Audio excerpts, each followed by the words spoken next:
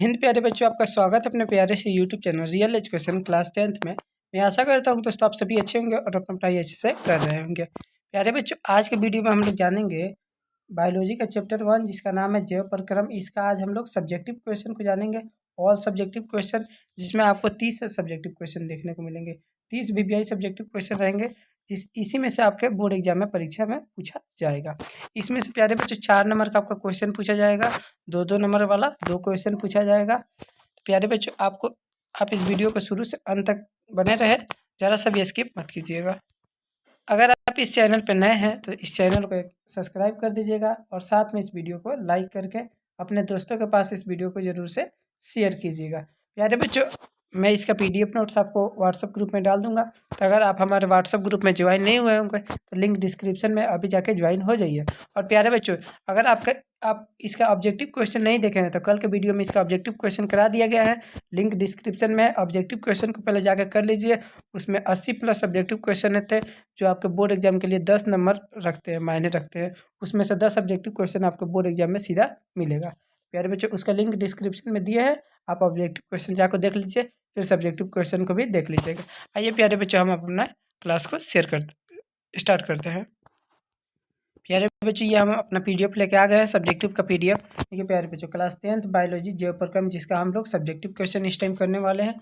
प्यारे बच्चों, आप इसको शुरू से अंत तक बने रहिएगा इस वीडियो में और आप मजे से क्लास कीजिएगा, आपको पूरा का पूरा समझ में आएगा। और कोई भी दिक्कत होती है तो आप हमको कमेंट कर सकते हैं, या फिर आप हमारे व्हाट्सएप ग्रुप में ज्वाइन हुए हैं तो वहाँ से आप हमारे पास पर्सनली मैसेज करके पूछ सकते हैं। आइए प्यारे बच्चों, अब हम अपनी क्लास को स्टार्ट करते हैं। प्रश्न प्रश्न संख्या 1, उत्सर्जन क्या है? उत्सर्जन के भाग लेने वाले वृक्क से संबंधित अन्य रचनाओं को सम, स, सूचीबद्ध करें। देखिए प्यारे बच्चों, पूछा है उत्सर्जन क्या है। उत्सर्जन में भाग लेने वाले जो भी मतलब वृक्क से संबंधित रचनाएं हैं उनके बारे में बताना है। आइए प्यारे बच्चों, इसका उत्तर देखते हैं। शरीर से अस्पष्ट पदार्थों को बाहर निकालना उत्सर्जन कहलाता है। शरीर से जो अपशिष्ट अपशिष्ट पदार्थ मतलब खराब पदार्थ जो होते हैं उनको बाहर निकालना है उत्सर्जन कहलाता है। मनुष्य में उत्सर्जन से संबंधित महत्वपूर्ण रचनाएं हैं, जैसे वृक्क, मूत्रवाहिनी, मूत्राशय या फिर मूत्र मार्ग। ये सब क्या है? इसके प्रकार है, इसके नाम से जाने जाते हैं। आइए प्यारे बच्चों, प्रश्न संख्या 2 की तरफ पढ़ते हैं। प्रश्न संख्या 2 कह रहा है, पोषण किसे कहता है, ये कितने प्रकार के होते हैं? आपसे पूछा गया है पोषण किसे कहते हैं और ये कितने प्रकार के होते हैं। जिसमें जीव अपना भोजन स्वयं संश्लेषित नहीं करते हैं, अपुति अपितु किसी रूप में स्रोतों से प्राप्त करते हैं। देखिए प्यारे बच्चों, जैसे जिसमें भोजन जीव क्या करते हैं, किसी दूसरे पर निर्भर रहते हैं, उसको क्या कहते हैं? पोषण कहते हैं, पर पोषण, ठीक है ना। पर पोषण निम्नलिखित 4 प्रकार के होते हैं: प्राणी संपोषी, मृतजीवी, परजीवी और प्रासरणीय प्रासरणीय पोषण। ये 4 प्रकार के पोषण होते हैं जो आपको यहाँ पे नाम दिया गया है, आप इसको पढ़ लीजिएगा। प्यारे बच्चे, प्रश्न संख्या 3 है, पोषण क्या है? इसके विभिन्न विभिन्न चरणों में कौन कौन से हैं? पोषण क्या है, इनके विभिन्न चरण कौन कौन से हैं? आइए इसका उत्तर देखते हैं। पोषण एक जटिल प्रक्रम है जिसके अंतर्गत कोई जीवधारी भोजन ग्रहण करता है, जिसके द्वारा शरीर रचना, टूट फूट की मरम्मत एवं अन्य जीव क्रियाओं का संचरण होता है। प्यारे बच्चों, पोषण एक ऐसी विधि है जिसके द्वारा जीव अपना क्या करता है? भोजन को ग्रहण करता है। मतलब कोई भी उसको तकलीफ होती है तो पोषण के द्वारा क्या कर लेता है? वो अपना मेंटेन कर लेता है, मतलब सुधार कर लेता है। ये प्रश्न संख्या 4 को देखते हैं। स्वपोषी पोषण के लिए आवश्यक परिस्थितियाँ कौन कौन सी और उसके उत्पाद क्या है? स्वपोषी पोषण के लिए क्या क्या कौन कौन सी परिस्थितियाँ आवश्यक है और उसका उत्पाद क्या है? इसका ये उत्तर देखते हैं। स्वपोषी पोषण में हरे पौधे पाए जाते हैं जो कि अन्य भोजन स्वयं तैयार करते हैं। स्वपोषी पोषण में कैसे हरे पौधे पाए जाते हैं जो कि स्वयं अपना भोजन तैयार करते हैं। स्वपोषी पोषण के लिए प्रकाश संश्लेषण आवश्यक होता है। स्वपोषी पोषण के लिए सबसे ज़्यादा जो आवश्यकता होती है वो प्रकाश संश्लेषण की। हरे पौधे में सूर्य का प्रकाश की उपस्थिति में क्लोरोफिल नामक वर्णक्षीयों और जल द्वारा कार्बोहाइड्रेट का निर्माण करते हैं। इस क्रिया में ऑक्सीजन बाहर निकलती है। सूर्य का प्रकाश, क्लोरोफिल, कार्बन डाइऑक्साइड और जल स्वपोषी पोषण के लिए आवश्यक परिस्थितियाँ। इसके उत्पाद आणविक ऑक्सीजन है। इससे क्या होती है? ऑक्सीजन बाहर निकल जाती है और ये सूर्य का प्रकाश, क्लोरोफिल, कार्बन डाइऑक्साइड, जल पोषण के लिए आवश्यक परिस्थितियां मानी जाती है। इसका उत्पाद आणविक ऑक्सीजन है। आइए प्रश्न संख्या 5 को देखते हैं। प्रश्न संख्या 5 है, श्वसन के लिए ऑक्सीजन प्राप्त करने की दिशा में एक जलीय जीव की अपेक्षा स्थलीय जीव किस प्रकार का लाभदायक है? आइए इसका उत्तर देखते हैं। जलीय जीव जल में विलय ऑक्सीजन का उपयोग करते हैं, क्योंकि जल में विलय ऑक्सीजन की मात्रा वायु की ऑक्सीजन की मात्रा की तुलना में बहुत कम होती है। इसलिए जलीय जीवों की सांस दर स्थलीय जीवों की अपेक्षा द्रुत होती है, मतलब ज़्यादा होती है। स्थलीय जीव श्वसन के वायुमंडलीय ऑक्सीजन का उपयोग करते हैं। श्वसन के लिए ऑक्सीजन प्राप्त करने की दिशा एक जलीय जीव की अपेक्षा स्थलीय जीव इस प्रकार लाभप्रद है। प्रश्न संख्या 6 है, श्वसन क्या है? श्वसन मतलब सांस लेते हैं, उसको क्या बोलते हैं? श्वसन। श्वसन क्या है? शरीर के बाहर ऑक्सीजन को ग्रहण करना तथा उसकी आवश्यकता के अनुसार खाद्य स्रोत से विघटन में उसका उपयोग श्वसन कहलाता है। देखिए प्यारे बच्चों, शरीर से जो ऑक्सीजन हम लोग ग्रहण करते हैं, शरीर के बाहर से जो ऑक्सीजन को ग्रहण करते हैं, उसी को क्या कहते हैं? श्वसन कहते हैं। इसे निम्न समीकरण द्वारा समझा जा सकता है। देखिए प्यारे बच्चों, निम्न समीकरण द्वारा C6H12O प्लस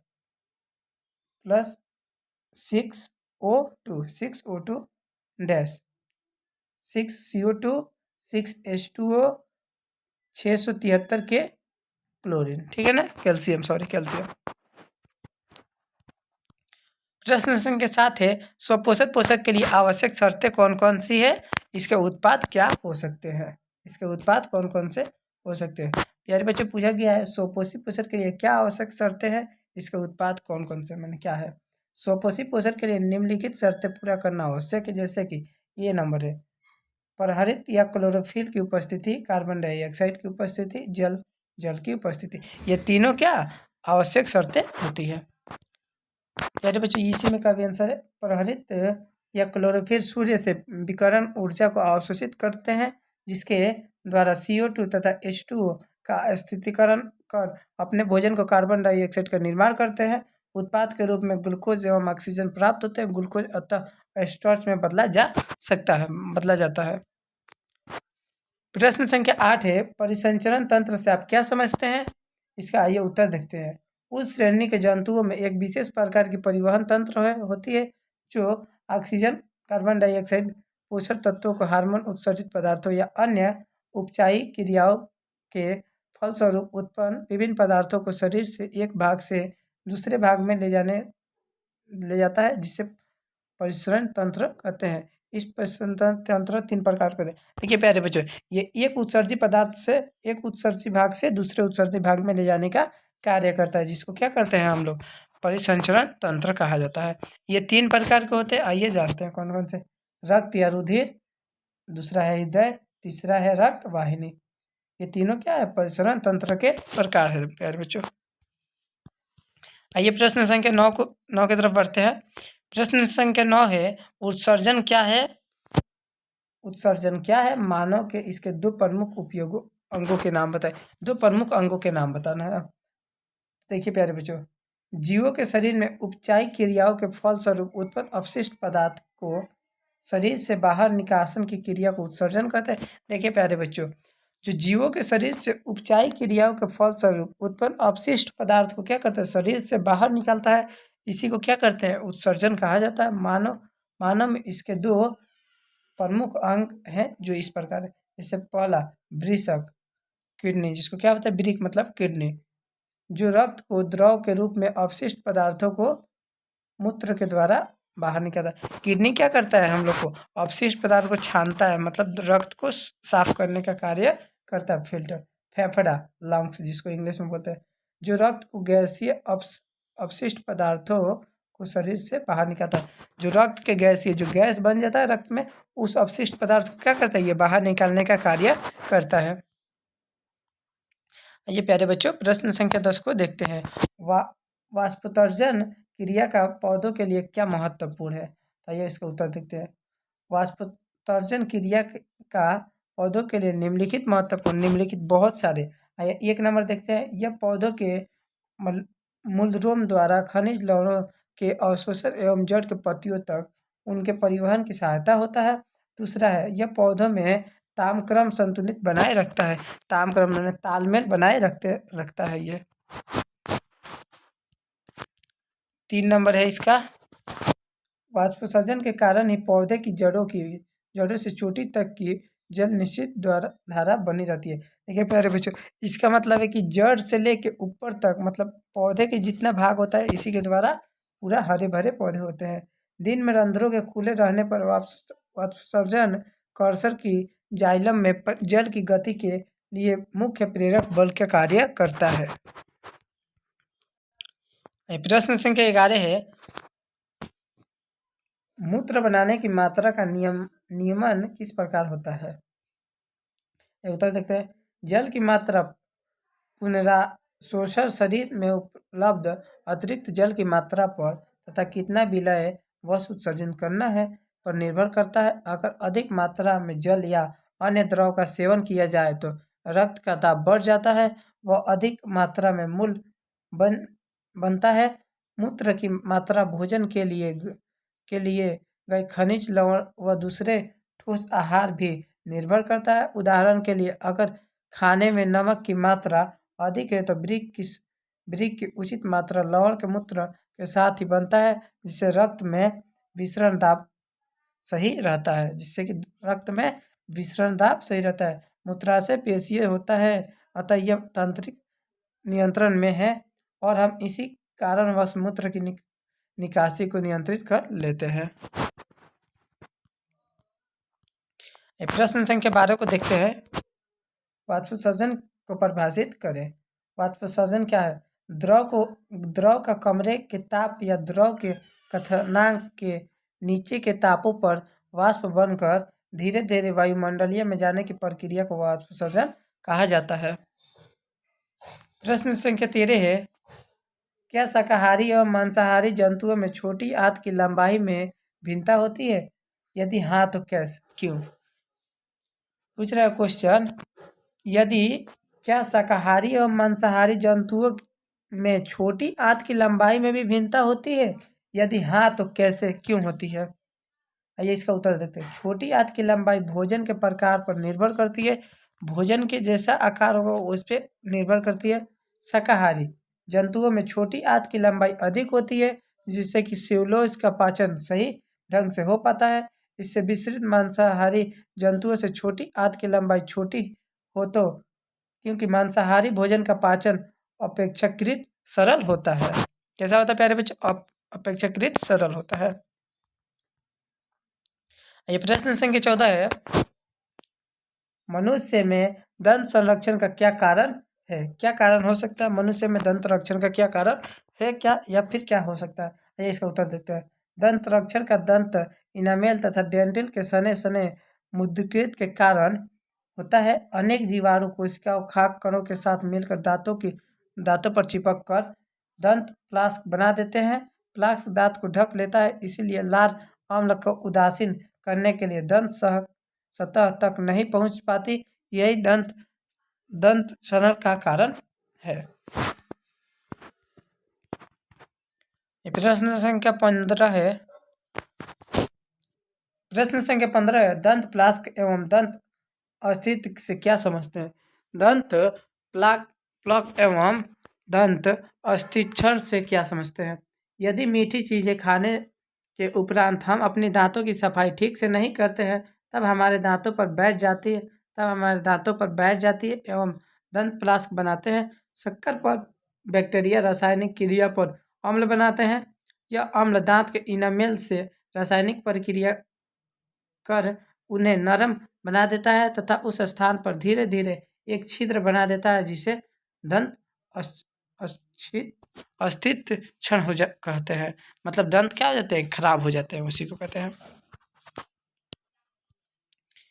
प्रश्न संख्या 16 है, विषमपोषी पोषण से आप क्या समझते हैं? विषमपोषी पोषण से आप क्या समझते हैं? आइए जानते हैं विषमपोषी पोषण क्या होते हैं। विषमपोषी पोषण वह प्रक्रिया है जिससे जीव अपना भोजन स्वयं संश्लेषित न कर किसी अन्य स्रोतों पर निर्भर रहता है। देखिए प्यारे बच्चों, विषमपोषी पोषण वह होता है जो जीव खुद से भोजन न बनाकर किसी दूसरे पर देखिए, विषमपोषी पोषण वह प्रक्रिया है जिससे जीव अपना भोजन स्वयं संश्लेषित न कर किसी अन्य स्रोतों पर निर्भर रहता है। मैंने खुद पर न बनाकर किसी दूसरे पर निर्भर रहता है। जैसे जंतु, आहरित पौधे, कवक, इसके 3 प्रकार है: मृतजीवी पोषण, परजीवी पोषण, प्राणी संपोषी पोषण। ये तीनों क्या होते हैं? ये दूसरे पर निर्भर रहते हैं। ठीक है ना प्यारे बच्चों। ये प्रश्न संख्या 17 है, सजीव के मुख्य 4 लक्षण लिखे। सजीव के मुख्य 4 गो लक्षण होते हैं, कौन कौन से उसको लिखना है। सजीव के मुख्य 4 लक्षण निम्नलिखित है, जैसे पोषण, श्वसन, प्रजनन, वृद्धि का विकास, वृद्धि एवं विकास। ये चारों क्या है? सजीव के मुख्य लक्षण हो जाएगा। ये प्रश्न संख्या 18 है, जीवों में पोषण की अनिवार्यता की सार्थक साबित करें। ये इसका उत्तर सकते हैं, जैविक प्रक्रम के संचालन, वृद्धि, अनुरक्षण आदि कार्यों के निष्पादन हेतु जावा का मूलभूत आवश्यकता ऊर्जा है। ऊर्जा की प्राप्ति हेतु खाद्य पदार्थों का जरूरत होती है, अतः जीवों में पोषण अनिवार्य है। जीवों में पोषण क्या है? अनिवार्य है। प्यारे बच्चों, आइए प्रश्न संख्या 19 की तरफ बढ़ते हैं। प्रश्न संख्या 19 से, हमारे अमाशय में अम्ल की क्या भूमिका है?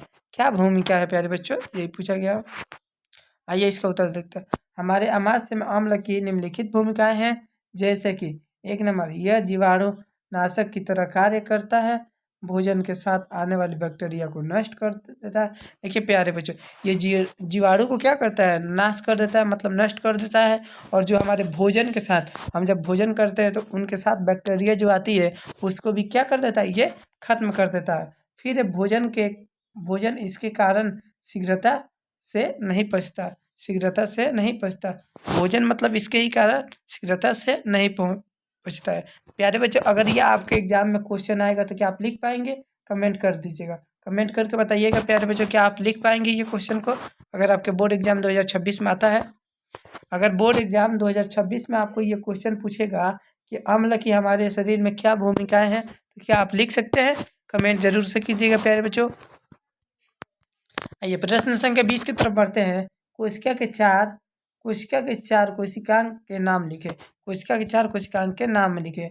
आइए उत्तर के लिए जानते हैं। कोशिका के 4 कोशिकांग निम्नलिखित है: माइटोकॉन्ड्रिया, लाइसोसोम, गोल्जी उपकरण, अंतःपद्य जालिका। ये 4 क्या है? कोशिका के कोशिकांग नाम है। प्यारे बच्चों, आप ये लिख पाइएगा ना? अगर बोर्ड एग्जाम 2026 में आ जाएगा तो क्या आप इसे लिख पाएंगे? कमेंट करके जरूर से बताइएगा प्यारे बच्चों। ये प्रश्न संख्या 21 की तरफ बढ़ते हैं प्यारे बच्चों। पूछा है, मनुष्य में कितने प्रकार के दांत पाए जाते हैं? उनके नाम तथा कार्यों को लिखे। मनुष्य में कुल कितने प्रकार के दांत पाए जाते हैं? उनके नाम और कार्य को लिखना है प्यारे बच्चों। तो आइए जानते हैं हम मनुष्य में कितने प्रकार के दांत जानते हैं और उनके नाम कौन कौन से हैं। मनुष्य में दांत 4 प्रकार के होते हैं: कर्तनक या इंसर्टाइज, भेद या कैनाइन, अग्रचर्णक या फिर प्रीमोलर तथा चौरर या मोलर। कर्तक को काटने वाला दांत कहते हैं। भेदक चीरने या फाड़ने का कार्य होता है। अग्रचर्वरक एवं चर्वरक को चबाने एवं पीसने वाला दांत कहा जाता है। देखिए प्यारे बच्चों, ये सब कार्य के साथ आपका ये डिफिनेशन खत्म हो गया। प्यारे बच्चों, आइए अब हम प्रश्न संख्या 22 की तरफ बढ़ते हैं। प्रश्न संख्या 22 है, उत्सर्जित पदार्थ के निष्कासन हेतु पौधे द्वारा उपयुक्त विधियों के नाम लिखे। पौधे द्वारा उपयुक्त विधियों के नाम लिखना है। आइए जानते हैं। पौधे में उत्सर्जन के लिए जंतुओं की तुलना में कोई विशिष्ट अंग का प्रयोजन नहीं है। पौधे भिन्न तरीके से उत्सर्जित पदार्थ को निष्कासित करते हैं। पत्तियों के रंध्रों एवं तनों के वातावरण द्वारा विसरण की प्रक्रिया से CO को निष्कासित करते हैं। आवश्यकता से अधिक जल वाष्पोत्सर्जन द्वारा उत्सर्जित होता है। कुछ उत्सर्जित पदार्थ पत्तियां एवं छलों से संचरित रहते हैं, जो निश्चित समया समयांतराल पर निष्कासित होते हैं। आइए प्यारे बच्चों, प्रश्न संख्या 23 की तरफ बढ़ते हैं। हमारे शरीर में वसा का पाचन कैसे होता है? यह प्रक्रम कहाँ होता है? हमारे पूछा गया है हमारे शरीर में वसा का पाचन कैसे होता है, किस प्रकार होता है और वो कहाँ पर होता है, हमारे शरीर में कहाँ पर होता है? हमारे शरीर में वसा का पाचन आहार नाल के क्षुद्रांश में होता है। कहाँ पे होता है?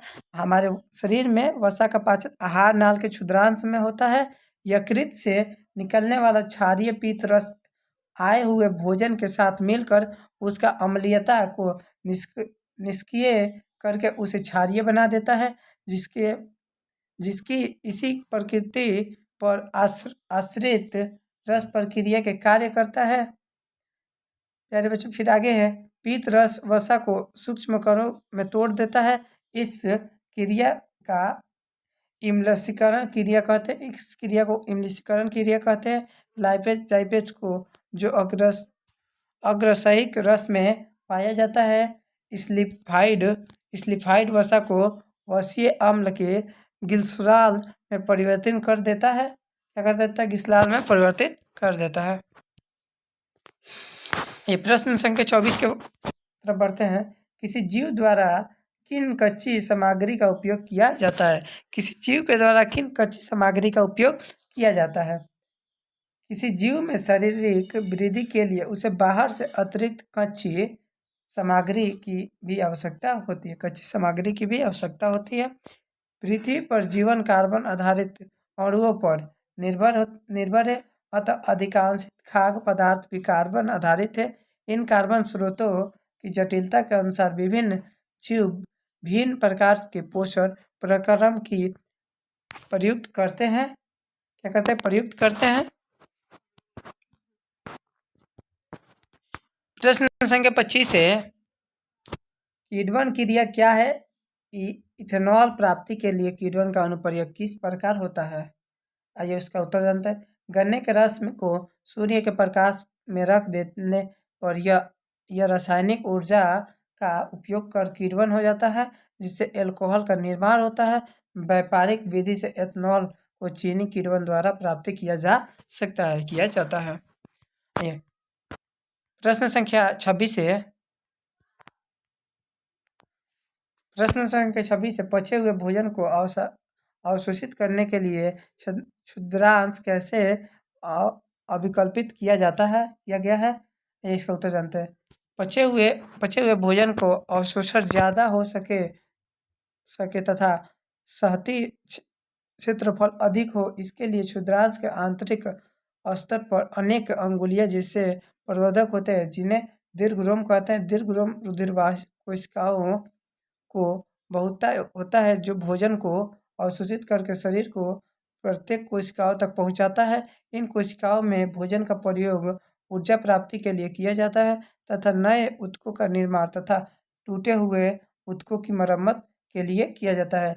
नए ऊतकों का निर्माण या फिर टूटे हुए ऊतकों की मरम्मत के लिए इसका प्रयोग किया जाता है। प्यारे बच्चों, आइए अब प्रश्न संख्या 27 की तरफ बढ़ते हैं। प्रकाश संश्लेषण क्या है? इसके रासायनिक समीकरण में व्यक्त कीजिए। इसको रासायनिक समीकरण में क्या करना है? व्यक्त करना है। प्रकाश संश्लेषण के बारे में पूछा गया। आइए प्रकाश संश्लेषण को जानते हैं। हरे पौधे द्वारा सूर्य के प्रकाश ऊर्जा प्राप्ति को क्लोरोफिल की उपस्थिति में कार्बन डाइऑक्साइड CO2 तथा जल H2O के द्वारा अपने भोजन में कार्बोहाइड्रेट मतलब कार्बन पदार्थ का संश्लेषण करना ही प्रकाश संश्लेषण कहलाता है। प्रकाश संश्लेषण कहलाता है या फिर प्रकाश संश्लेषण की प्रक्रिया कहलाता है। इसका रासायनिक समीकरण, अरे बच्चे इसका रासायनिक समीकरण इसमें नहीं दिया गया, हम आपको बता देंगे इसका रासायनिक समीकरण क्या होता है। ये प्यारे बच्चों प्रश्न संख्या 28 को देखते हैं। रक्त की संरचना को समझाएं। रक्त मतलब जो ब्लड होती है उसकी संरचना को समझाना है। रक्त लाल रंग का गाढ़ा क्षारीय तरल पदार्थ है जो मुख्य रूप से कोशिका एवं प्लाज्मा से बना होता है। जो मुख्य रूप से कोशिका एवं प्लाज्मा से क्या रक्त किससे बना होता है? तो दो चीज़ों से, कोशिका और प्लाज्मा। कोशिका और प्लाज्मा से बना होता है। रक्त कोशिका 3 प्रकार की होती है, लाल रक्त कोशिका, श्वेत रक्त कोशिका एवं पट्टिकाणु 3 रक्त होती है। देखिए प्यारे बच्चों, प्लाज्मा प्लाज्मा क्या होते हैं, 50 से 55% होती है, में 90 से 92% जल, 6 से 8% प्लाज्मा प्रोटीन एवं 1 से 2% कार्बन अकार्बनिक लवण होती है, पाए जाते हैं। इनमें ग्लूकोज, अमीनो अम्ल, वसा आदि पाए भी जाते हैं। इनमें कौन कौन से प्यारे बच्चों, इसमें ग्लूकोज भी पाया जाता है, एमिनो अम्ल, ग्लूकोज, एमिनो अम्ल, वसा भी पाए जाते हैं। ये तीनों रक्त में पाए जाते हैं। प्रश्न संख्या 29 है, रक्त पट्टिकाओं की क्या उपयोगिता है? रक्त पट्टिकाओं की क्या उपयोगिता है, आइए जानते हैं इस वीडियो में। रक्त पट्टिकाओं सबसे छोटे आकार की रक्त कोशिकाएं हैं। इसे विषाणु या थ्रोम्बोसाइट भी कहते हैं। देखिए प्यारे बच्चों, क्या कह रहा है, रक्त पट्टिकाओं सबसे छोटे आकार की रक्त कोशिकाएं हैं। इससे विषाणु या थ्रोम्बोसाइट भी कहते हैं इसको। ये अस्थिमाजा के मेगाकैरियोसाइट द्वारा निर्माण होते हैं। ये रक्त को थक्का बनाने में मदद करते हैं। थक्का बनाने में मदद करते हैं। रक्त पट्टिका रक्त को थक्का बनाने में मदद करते हैं। ये प्रश्न संख्या 30 को देखते हैं। मृतजीवी पोषण क्या है? पूछा है मृतजीवी पोषण क्या है? मृतजीवी पोषण किसको कहा जाता है? आइए प्यारे बच्चों, हम लोग मृतजीवी पोषण के बारे में चर्चा करेंगे। आइए इसका उत्तर देखते हैं। जीव कह रहा है प्यारे बच्चों, जीव मृत जंतुओं और पौधों के शरीर में अपना भोजन अपने शरीर की सतह से घुलित कार्बनिक पदार्थों के रूप में अवशोषित करते हैं। यदि मृतजीवी अपना भोजन मुख्यतः तरल अवस्था में अवशोषित ग्रहण करते हैं। जंतुओं और पौधों की मृत्यु पश्चात उनके मृत शरीर को मृतजीवी अपघटित कर अर्थात सदा गलाकर उनके मूल तत्वों में बदल देते हैं। ऐसे मूल तत्व पुनः मिट्टी में प्रतिस्थापित हो जाते हैं और उत्पन्न गैस वातावरण से मिल जाते हैं। इन तत्वों को फिर से हरे पौधे मिट्टी से ग्रहण कर अपना उपयोग कर लाते हैं।